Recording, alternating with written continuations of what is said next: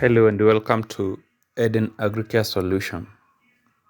Today we are going to discuss a disease, notifiable disease that is viral, and it mostly affects our poultry, the avians in general. It is called, we're going to discuss disease number one, that is called Newcastle disease. Newcastle disease is a notifiable disease. Once a farmer or any clinical officer, that is the veterinarian or animal health husbandry officer, notices the disease, he or she should seek advice from the veterinarian and also should report to the authorities for further aid or assistance. Newcastle disease is a highly infectious disease affecting poultry and other birds. When we talk about poultry and other birds, we talk of the avian, that is the goose, geese, turkeys, ducks, guinea fowls, even the chicken, the poultry. Actually, in this case, mostly it manifests itself in the poultry that we do keep, the commercial, even for small scale farmers, the chicken. The disease is caused by a virus. It's a viral disease. It's caused by a virus that is called Newcastle disease virus that belongs to paramizo viruses. Now, as a farmer, how can you spot Newcastle disease? These are the critical symptoms or signs that you have to look into when you want to know if the disease that affects your poultry is Newcastle disease. Number one, gasping. There is nasal discharge. There is a sneezing. The chicken has green watery diarrhea. The poultry has green watery diarrhea. Then there is depression. The muscles of the poultry have tremors. There is drooping of wings. There is cycling movement. The poultry or the chick or the hen moves around in circles. This is because the central nervous system is affected, and also the ears. When they are affected, the ears are the ones that control the balance when they work hand in hand with the central nervous system. So it affects the virus affects that coordination. So that is where you see the cycling activity. And sometimes there is complete paralysis of the bird. Also, for layers, there is partial to complete drop in egg production, and the eggs might have poor shelling. There might be poor shelling. When you hold the egg that has been laid, it's very thin, it's very light. It can easily break. The shell, the calcification does not take place so that you have a good shell.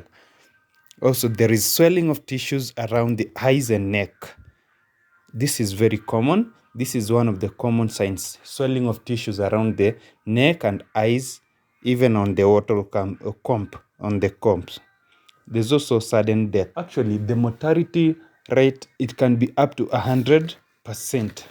Also, the poultry can die minus clinical signs. Now, as a farmer, what can you do to control the disease? Number one, you must have proper vaccination. And when you're vaccinating, make sure that you get a vaccine that is live or that is viable from a trusted source.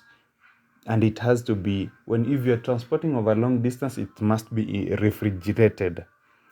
Also, as a farmer, you establish a management policy that we call all in, all out flock management policy, whereby if you are having 100 birds in one house, you take all of them out of the house. If you're going to slaughter, you slaughter all of them.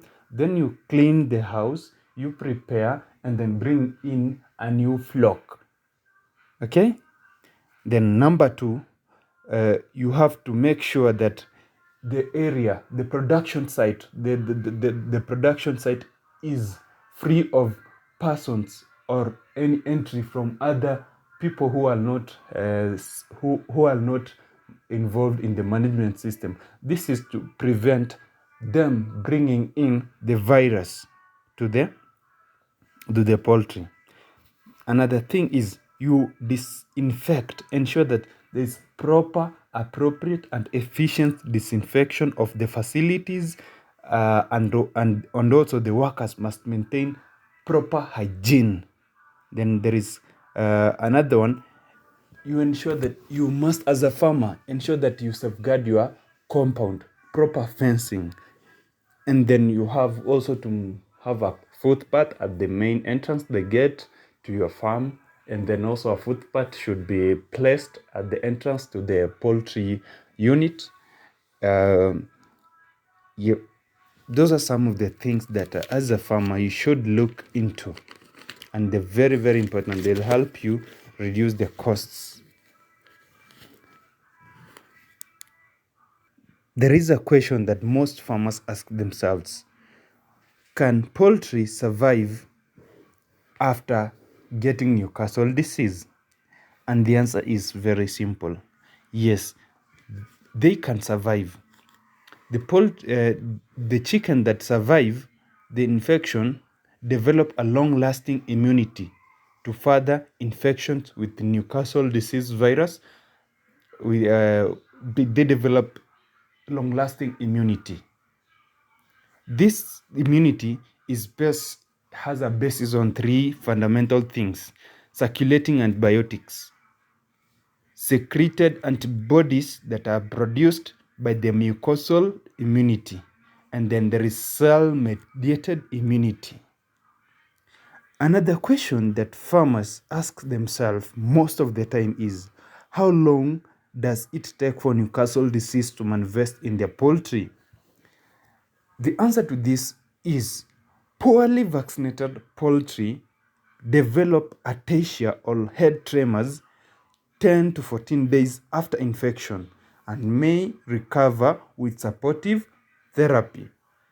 So, supportive therapy, once you have realized, in case you have vaccinated your poultry, you realize there is a problem, and you realize the problem might be Newcastle.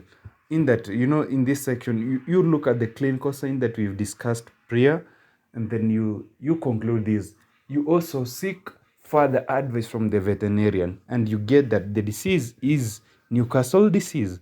Now, remember, you'd vaccinated. Maybe vaccination was not efficient. So what you do is you are advised by the clinician, the veterinarian, on how to give supportive treatment, supportive therapy, so that your poultry recover from the problem. I'm very happy, and I look forward to hearing your comments and clarification from where you really didn't understand our discussion on this. Thank you very much.